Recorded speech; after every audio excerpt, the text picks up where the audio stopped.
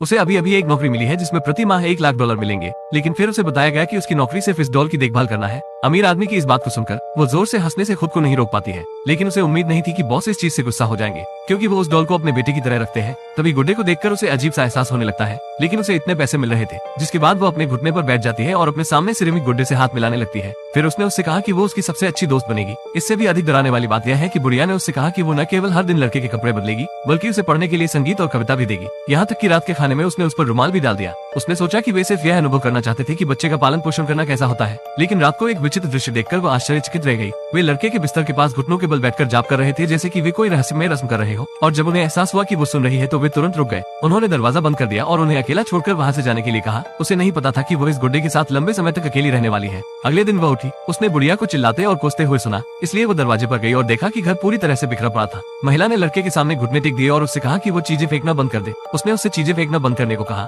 लेकिन तभी बूढ़ा व्यक्ति अचानक लड़की के पीछे आ जाता है।